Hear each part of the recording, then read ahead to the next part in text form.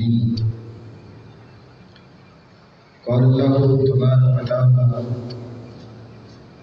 في القرآن المجيد والفرقان العظيم: وأن المساجد لله آمنت بالله صدق الله العظيم وصدق رسوله النبي الكريم الأمين ونحن على ذلك لمن الشاهدين والشاكرين والحمد لله رب العالمين.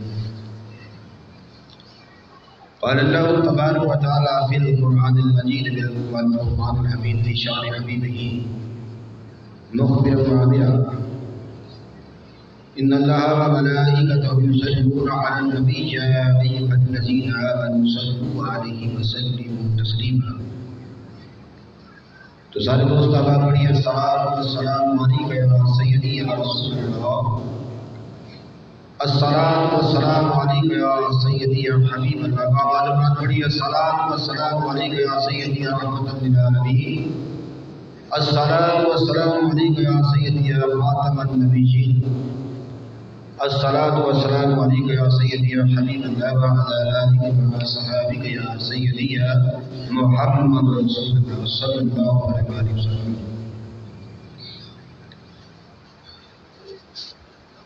رب خلاق کائنات کے فضل کرم، رب خلاق کائنات کی حمد و ثنا اور آقا نامدار مدنی تاجدار سرکار مدینہ صدق و قلب سینہ فیض مدینہ شافی روز جزا سرور کائنات احمد مجتبی جناب محمد مصطفیٰ صلی اللہ علیہ وسلم کی ذات بابرکات پر درود و سلام کا نذرانہ عرض کرنے کے بعد میرے نہایت ہی واجب الاحترام دوستوں و بھائیوں کو رب خلاق کائنات کے فضل و کرم اور اس کی توفیق و عنایت کے ساتھ ہم ایک دفعہ پھر اس کی بارگاہ کے اندر حاضر ہیں. میں دعا کرتا ہوں کہ ہمارا یہاں آنا، ادب کے ساتھ بیٹھنا، سننا سنانا، پڑھنا پڑھانا، ذکر و اذکار کرنا رب خلاق کائنات اپنی عظیم بارگاہ کے اندر مقبول منظور فرمائے. تو عزیزان گرامی قدر، پچھلی جمعۃ المبارک کو میرا موضوع کیونکہ نماز کے متعلق تھا اور آج جمعۃ المبارک کو میں جس موضوع پہ شائع کرنے والا ہوں، آپ کی سماعتوں کی نظر کرنے والا ہوں، وہ رب خلاق کائنات نے قرآن مجید فرقان حمید کے اندر ارشاد فرمایا: وَأَنَّ الْمَسَاجِدَ لِلَّهِ، کہ مسجدیں جو ہیں وہ اللہ کے لیے ہیں. مسجدیں اللہ کے لیے ہیں، یعنی مراد اس سے یہ ہے کہ مساجد جو ہیں یہ اللہ تبارک و تعالیٰ کے گھر ہیں. اور مسجد کا مطلب ہے کہ سجدہ کرنے کی جگہ، جہاں رب العزت کو سجدہ کیا جاتا ہے اسے مسجد کہتے ہیں. یعنی جائے سجود سجدہ کرنے کی جگہ، یہ ہے مسجد اس کا معنی. اور مسجود جس کو سجدہ کیا جاتا ہے، مسجود جس کو سجدہ کیا جاتا ہے، اور ساجد کہتے ہیں سجدہ کرنے والا. ساجد کسے کہتے ہیں؟ جو سجدہ کرنے والا ہوتا ہے اسے ساجد کہا جاتا ہے. تو عزیزان گرامی قدر، رب خلاق کائنات کے یہ جو گھر ہیں، مساجد ہیں، ان کی بہت بڑی شان ہے. کیونکہ نبی رحمت صلی اللہ علیہ وآلہ وسلم آپ جب مکہ سے ہجرت کر کے مدینہ المنورہ تشریف فرما ہوئے تو سب سے پہلا کام مبارک جو آپ نے کیا وہ مسجد ہی کی تعمیر تھی. مسجد نبوی ہی کی تعمیر فرمائی آپ نے۔ تو عزیزان گرامی قدر، جتنی بڑی مسجد ہوگی اس مسجد کے اندر نماز پڑھنے کا ثواب اتنا ہی زیادہ ہوگا۔ مثلا مسجد حرام، اگر اس کے اندر جا کر ہم نماز پڑھیں تو اس کا ثواب اور ہے، عام مسجد کے اندر نماز پڑھیں تو ثواب اور ہے، مسجد نبوی شریف کے اندر نماز پڑھیں تو ثواب اور ہے، اور مسجد اقصیٰ کے اندر جا کر نماز پڑھیں تو ثواب اور ہے۔ یعنی اسی طرح یہ مساجد جو ہیں ان کا رب خلاق کائنات نے بہت بڑا مقام جو ہے وہ رکھا ہے۔ تو حضرت ابو ہریرہ رضی اللہ تعالیٰ عنہ سے روایت ہے، حدیث کی روشنی میں آپ کی سماعتوں کی نظر کروں گا کہ مسجد کی شان کیا ہے۔ حضرت ابو ہریرہ رضی اللہ تعالیٰ عنہ فرماتے ہیں کہ عن ابی ہریرہ قال رسول اللہ صلی اللہ علیہ وسلم، فرماتے ہیں کہ فرمایا رسول اللہ صلی اللہ علیہ وسلم نے کہ احب البلادی، احب البلادی، بلاد قریے کو بھی کہتے ہیں، شہر کو بھی کہتے ہیں، اور دیہات کو بھی کہتے ہیں۔ احب سب سے پیاری جگہ جو ہے وہ یعنی آبادیوں میں سب سے پیاری جگہ آبادیوں کے اندر وہ کون سی جگہ ہے؟ فرمایا کہ الاللہ مساجدھا، الاللہ مساجدھا، اللہ کو جو سب سے پیاری جگہ ہے وہ اس کی مسجدیں ہیں۔ اور پھر فرمایا کہ بل ابغض البلاد الاللہ اسواقھا، یعنی ابغض، اور سب سے بری جگہ بلادی، قریہ کے اندر، بستی کے اندر، شہروں کے اندر، وہ جو ہے وہ ابغض البلاد الاللہ اسواقھا، وہ اس کے بازار ہیں۔ سب سے پتہ چلا کہ سب سے بری جگہ جہاں شیطان ہوتا ہے، اس کو بری جگہ کیوں کہتے ہیں؟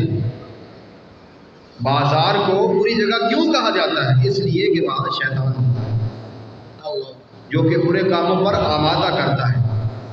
وہاں لفنگے لوگ، فحش قسم کے لوگ، بدتمیز قسم کے لوگ جو وہاں ہوتے ہیں بازار کے اندر، اور نمازی مسجد کے اندر جو بھی آئے گا ظاہر ہے کہ وہ اللہ کی عبادت کرنے کے لیے ہی آئے گا، اور اس کے آنے کا کوئی اور مقصد نہیں ہوگا، صرف اللہ کو جھکنے کے لیے آئے گا، اللہ کو سجدہ کرنے کے لیے آئے گا۔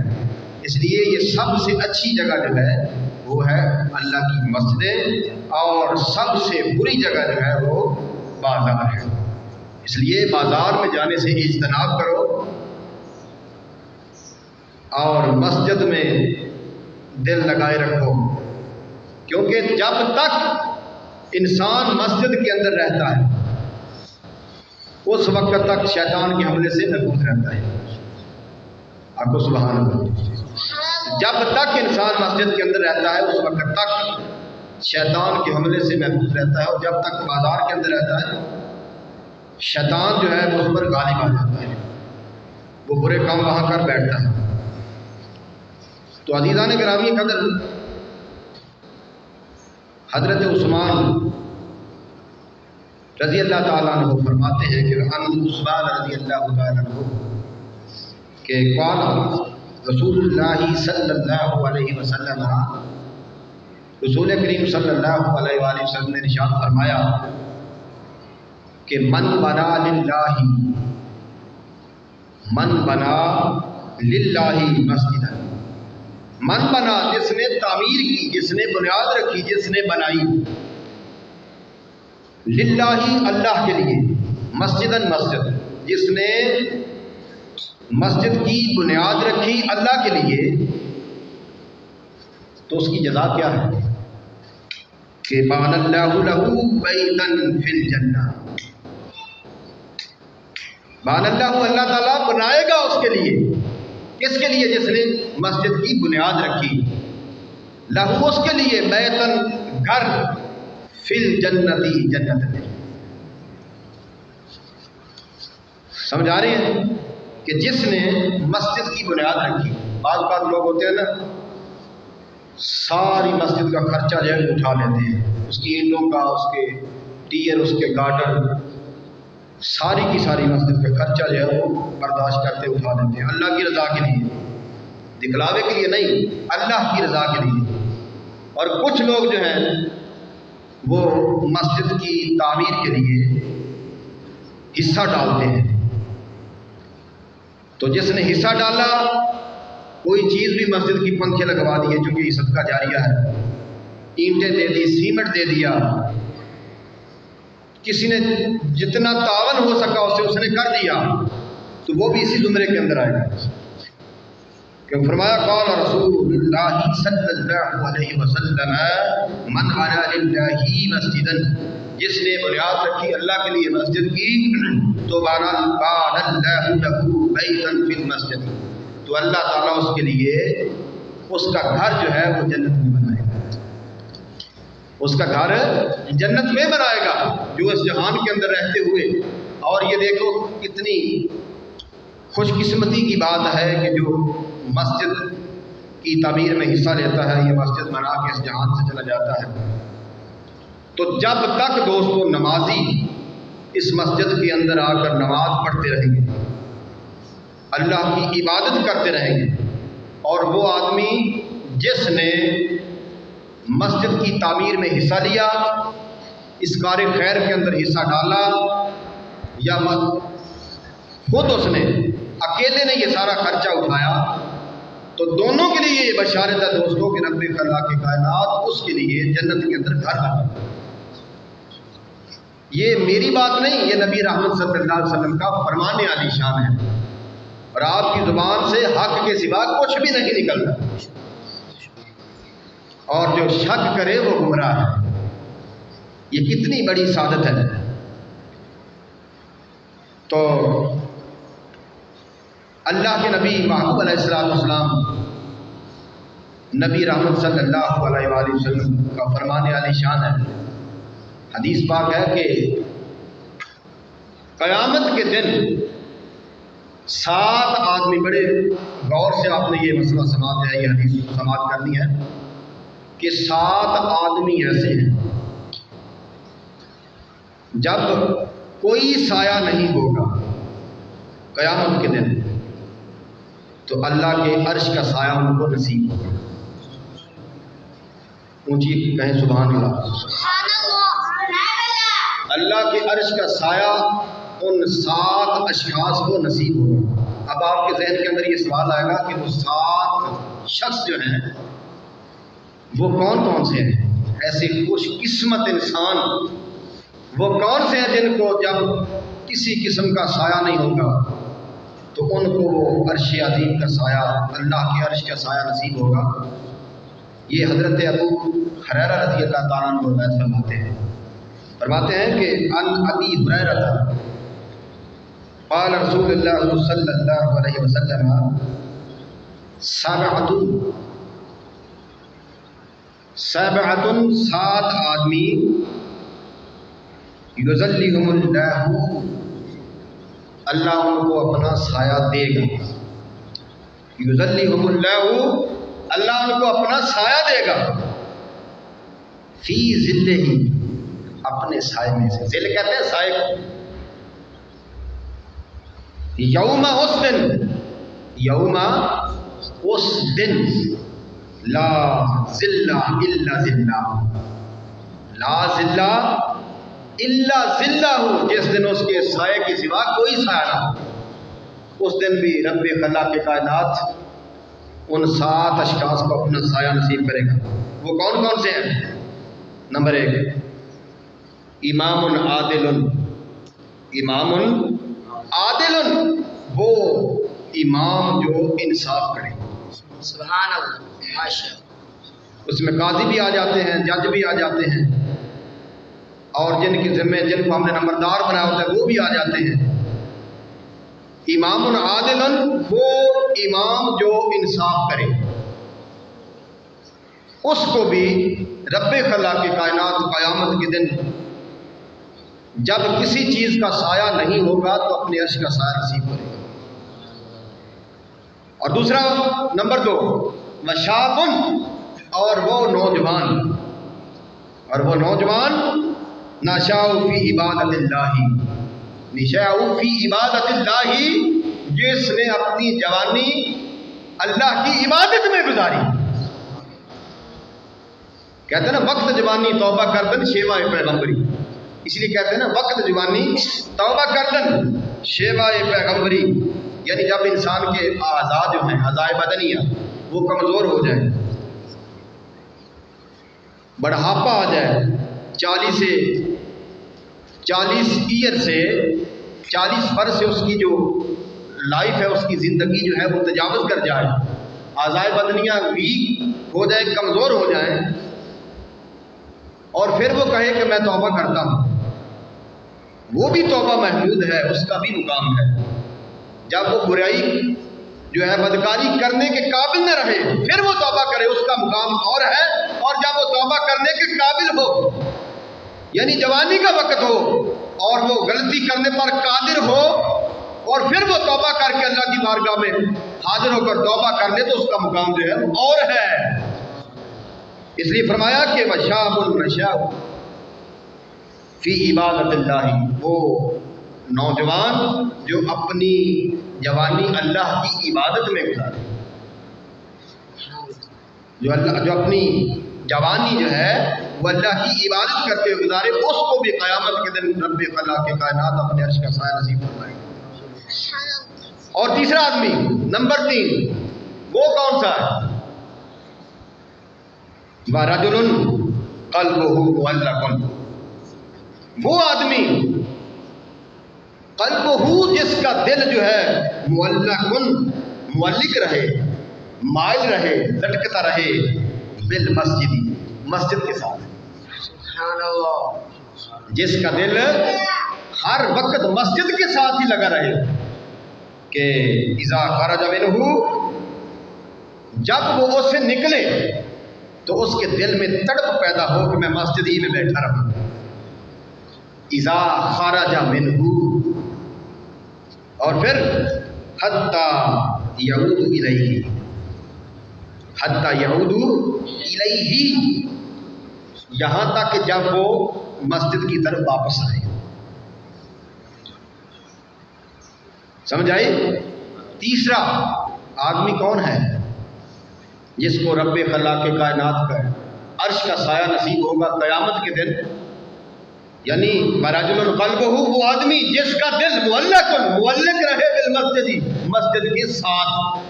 اذا خرج منہ، جب وہ اس سے نکلے، حتی یعود الیہ، اور جب وہ اس کی طرف واپس آئے. یہ تیسرا آدمی بڑی فضیلت والا رجل، بڑی فضیلت والا شخص. اور نمبر 4، رجلین، وہ مرد تحابا فی اللہ، جو اللہ کے لیے محبت کرے، تحابا فی اللہ، جو اللہ کے لیے محبت کرے، اجتمع علیہ، جب وہ دونوں جمع ہوں. سمجھ آئی؟ جب وہ دو آدمی اکٹھے ہوں تو ان کی محبت کا کوئی اور نصول عین کوئی مقصد نہ ہو. ان کا مقصد یہ ہو کہ ہم اللہ کے لیے ایک دوسرے سے محبت کرتے ہیں، ان کو بھی عرش کا سایہ نصیب ہوگا. اور وَتَفَرَّقَ إِلَيْهِ، اور جب ان میں مفارقت پڑے، جب ان میں جدائی پڑے، جب ایک دوسرے سے الگ ہوں، جب ایک دوسرے سے سیپریٹ ہوں، تو پھر بھی وہ یہی خیال ہو کہ ہم اللہ ہی کے لیے عمل کرتے ہیں. یعنی وَرَجُلَيْنِ تَحَابَا فِي اللَّهِ اجْتَمَعَا عَلَيْهِ وَتَفَرَّقَا عَلَيْهِ. ان کو بھی، اس آدمی کو بھی اللہ کی عرش کا سایہ قیامت کے دن نصیب ہوگا دوستو۔ تو پانچواں آدمی وہ کون ہے؟ خوش قسمت آدمی۔ جب قیامت کے دن کسی قسم کا سایہ نہیں ہوگا تو رب خلاق کے کائنات کی عرش کا سایہ نصیب ہوگا۔ وہ ہے ورجل ذکر اللہ، ورجل، اور وہ آدمی ذکر اللہ، جو اللہ کا ذکر کرے۔ کس وقت؟ خالیاً، جب وہ تنہائی میں ہو، جب وہ تنہائی میں ہو تو اللہ کا ذکر کرے۔ فافاضت عینہ، اور اس کی آنکھوں سے آنسو بہیں،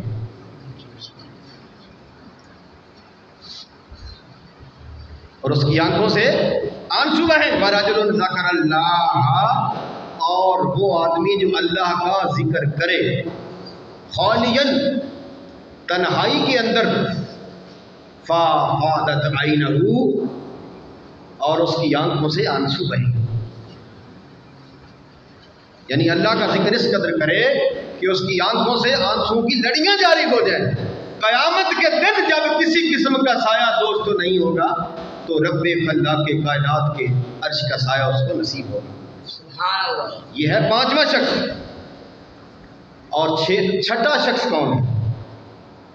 جس کو جب کوئی سایہ نہیں ہوگا تو قیامت کے دن اس کو رب خلاق کے کائنات کے عرش کا سایہ نصیب ہوگا۔ فرمایا ورجل، اور وہ آدمی دعتہ، جس کو دعوت دے، جس کو بلائے، جس کو انوائٹ کرے۔ کون؟ امرأۃ،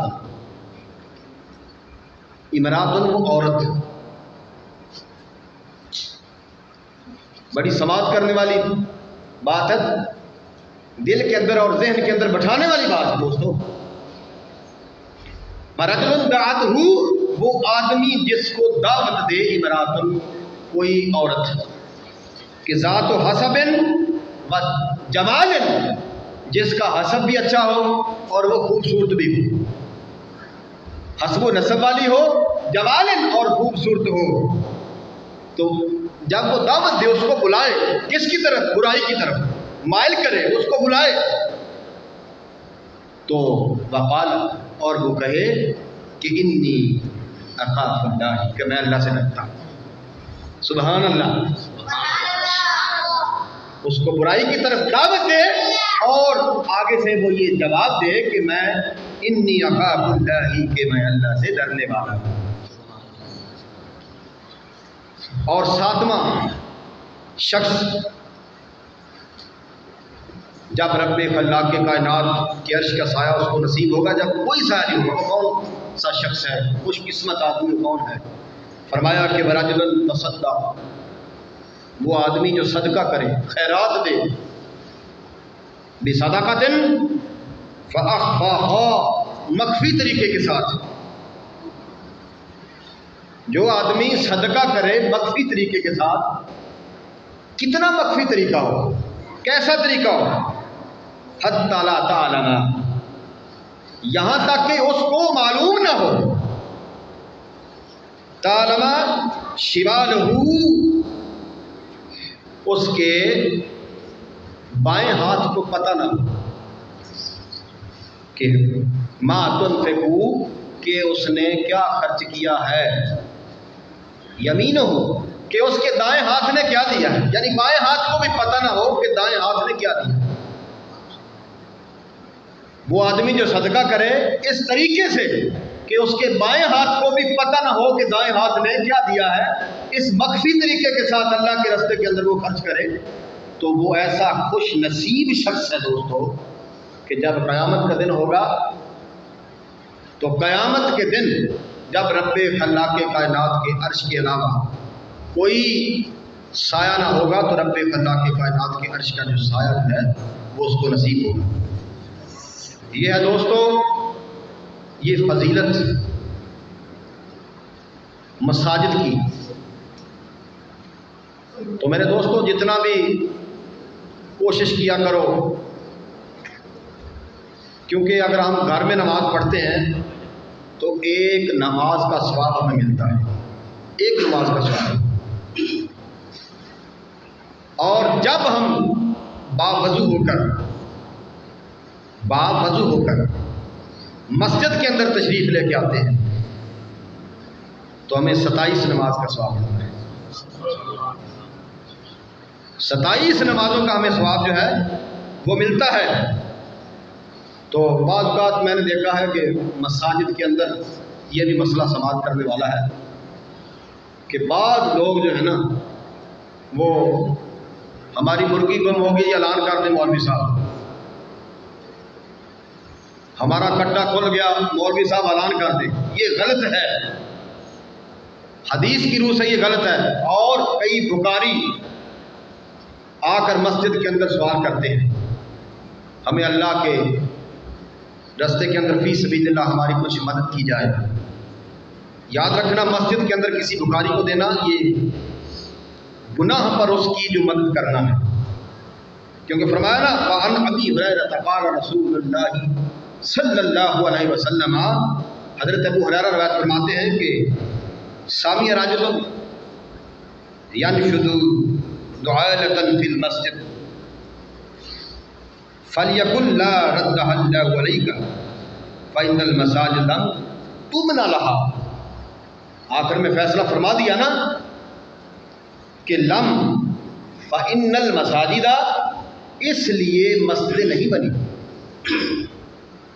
لم تبن یعنی ان کی بنیاد ان کو اس لیے نہیں بنایا گیا، لہذا اس لیے نہیں بنایا گیا کہ یہاں غیر ضروری اعلانات سوائے فوتگی کے کیے جائیں۔ یہ غلط ہے۔ اس لیے دوستو مسجدیں جو ہیں، مسجد کا مطلب ہے سجدہ کرنے کی جگہ، جائے سجود، جہاں رب خلاق کے کائنات کی عبادت و بندگی، اس کی تسبیح و تحلیل کی جاتی ہے اور اس کا ذکر و اذکار، اس کا ذکر و فکر کیا جاتا ہے۔ اور ساجد کہتے ہیں سجدہ کرنے والے کو، اور مسجود جس کو سجدہ کیا جائے۔ اس لیے دوستو مسجد کی یہ اللہ کے گھر ہیں، اس لیے فرمایا کہ وَأَنَّ الْمَسَاجِدَ لِلَّهِ، اور یہ جو مسجدیں ہیں یہ اللہ کے لیے ہیں۔ مراد سے یہ ہے کہ یہ اللہ کے گھر ہیں۔ اس لیے کوشش کیا کرو کہ جب بھی آپ نے نماز ادا کرنی ہو تو مسجد کا رخ کرو، مسجد کا رخ کرو باوضو ہو کر، کیونکہ وَإِذَا غَسَلَ، کوئی بھی آدمی وَإِذَا غَسَلَ یدیہ، جب وہ اپنے ہاتھوں کو دھوتا ہے تو کیا ہوتا ہے کہ خارجت الخطایا من یدیہ، اس کے ہاتھوں سے وہ خطائیں جو ہیں وہ نکل جاتی ہیں، خطائیں نکل جاتی ہیں۔ وَإِذَا مَسَحَ رَأْسَهُ بِرَأْسِهِ، جب وہ اپنے سر کا مسح کرتا ہے تو خارجت الخطایا من رأسه، اس کے سر سے بھی جو ہیں وہ خطائیں وہ نکل جاتی ہیں۔ دوستو وضو کرتے ہوئے جب ہم اعضائے بدنیہ کو دھویا جاتا ہے تو سارے گناہ جو ہیں وہ وہاں ہی معاف ہو جاتے ہیں، گناہ صغیرہ کبیرہ نہیں، صغیرہ وہاں ہی معاف ہو جاتے ہیں۔ تو پھر کیا ہوتا ہے کہ وہ وضو کرنے والا وہ جب ماشیہ الی المسجد، وہ مسجد کی طرف چلتا ہے تو وہ اس کے لیے نافلۃ اللہ، اس کے لیے جو ہے وہ آزاد ہے، وہ اس کے لیے زیادہ چیز، زائد چیز ہے، یعنی خطائیں وہاں معاف ہو گئی، اور جب مسجد کے اندر اس نے نماز پڑھی تو اس کے لیے زائد چیز ہے۔ دیکھو کتنا ثواب ہے دوستو۔ اس لیے کوشش کیا کریں کہ مسجد کے اندر باوضو ہو کر نماز جو ہے وہ ادا کیا کریں، کیونکہ ایک نماز کا ثواب نماز گھر میں پڑھنے سے اور 27 نمازوں کا ثواب دوستو مسجد میں پڑھنے سے۔ اس لیے جتنی بڑی مسجد ہوگی اتنا ہی اس کا ثواب زیادہ ہوگا۔ جیسے میں نے پہلے بھی عرض کیا ہے کہ مسجد حرام کے اندر نماز پڑھی جائے تو اس کا ثواب اور ہے، مسجد نبوی شریف کے اندر نماز پڑھی جائے تو اس کا ثواب اور ہے، مسجد اقصیٰ کے اندر نماز پڑھی جائے تو اس کا ثواب اور ہے۔ اور جتنا بڑا امام ہوگا، جتنا قابل ہوگا، جتنا باعمل ہوگا، اس کے پیچھے نماز پڑھنا اتنا ہی زیادہ ثواب ہوگا، اتنا ہی بڑا ثواب ہوگا۔ اس لیے رب اللہ کے کائنات نے ارشاد فرمایا کہ ان المساجد للہ، یہ مساجد جو ہے، یہ مسجد جو ہے، یہ اللہ کا گھر ہے، اور بڑھ چڑھ کر جتنا بھی ہو سکے مساجد کے ساتھ تعاون کیا کریں۔ یہ صدقہ جاریہ ہے، کیونکہ جب انسان مر جاتا ہے، سرکار کی حدیث ہے وَإِذَا مَاتَ الْإِنسَانُ، جب انسان مر جاتا ہے تو اس کے اعمال کا سلسلہ جو ہے وہ منقطع کر دیا جاتا ہے، لیکن 3 چیزیں، صدقۃ جاریہ اور اس کا صدقہ جاریہ، یہی صدقہ جاریہ ہے۔ کسی نے مسجد بنوا دی، اور جب تک نمازی مسجد کے اندر نماز پڑھتے رہیں گے دوستوں، اور وہ جو مسجد کی تعمیر میں حصہ لینے والا یا مسجد کو بنوانے والا یا اس میں حصہ ڈالنے والا کار خیر کے اندر، قیامت کے دن تک جب تک وہ مسجد قائم و دائم رہے گی، چونکہ یہی ایک عمارت ہے مسجد کی خیر و برکت والی جو قیامت کے دن تک قائم رہے گی، باقی ہر چیز فنا ہو جائے گی۔ تو جب تک قائم رہے گی دوستو، اس وقت تک اس کار خیر میں حصہ لینے والے، مسجد کے اندر حصہ ڈالنے والے کے حق کے اندر جو ہے وہ رب اللہ کے کائنات نیکیاں جو ہے وہ لکھتا رہے گا۔ تو جب قیامت کے دن اٹھے گا تو دیکھے گا کہ میرے نامہ اعمال کے اندر اتنی نیکیوں کا پہاڑ کدھر سے آ گیا۔ رب اللہ کے کائنات ارشاد فرمائے گا کہ جو تو نے وہ کام کیا مسجد والا، مسجد کی تعمیر کر کے آیا، مسجد بنوا کے آیا، اور جب تک نمازی نماز پڑھتے رہے، وہ تیرے حق میں دعائیں خیر کرتے رہے، اور میں تیرے نامہ اعمال کے اندر نیکیوں کا اضافہ کرتا ہوں۔ یہ ہے دوستو مساجد کی شان۔ میں آخر میں اللہ رب العزت کی بارگاہ کے اندر دعا کرتا ہوں کہ مالک